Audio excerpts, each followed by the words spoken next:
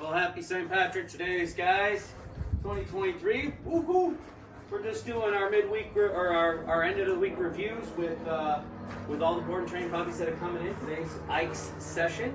So let me give you a little breakdown. This is really for the pet parents, but the update is simply this: Ike is taken to the crate quite well. The first day was a little stressful, but with his drag line and all of that, he really does like it. From outside, he'll go right into his crate. He'll come out of his crate. So it's coming along pretty good. He really does kind of like that. And that will help with any reactivity issues and things by giving him a place to feel comfortable in. His reward marking. Reward marking is where we're going to reward for good behavior as well as bad behavior.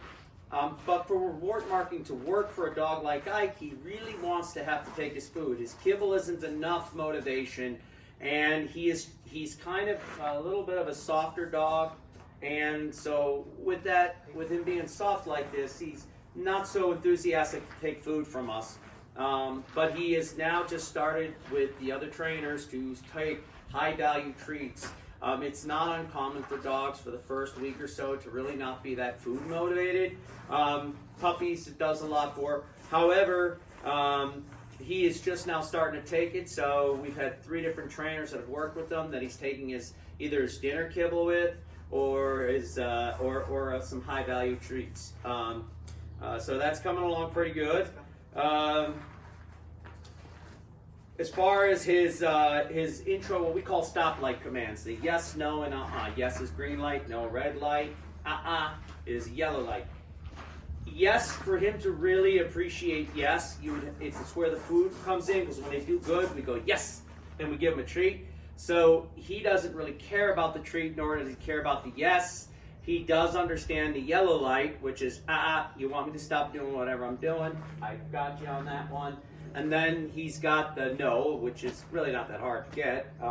He doesn't really care about that. I mean, he doesn't really blow it off. He's a good boy in that sense. He's been really willing to just do those two. So, I think once the food game starts kicking in for him, we're going to get a lot more enthusiasm out of him.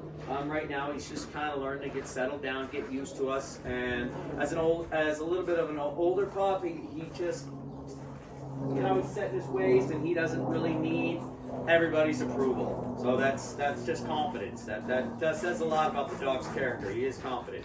His slip collar and leash pressure is doing quite well. As you can see, we've been actually doing all the work with Ike on just the simple tools, on the most basic thing, a simple rope and a leash. And he's done really, really well with it. So we don't have to worry too much about that. And we're really, since he's walking with this loose leash and he's pretty much doing a lot of things, I don't really have to worry so much about introducing him to any of the other tools that we have. He's working quite fine on the most basic. So we'll keep him there and we won't worry about that. And then as far as socialization, that's a big part in the rehabilitation process, or even just the training process. But Ike is kind of a solo cat.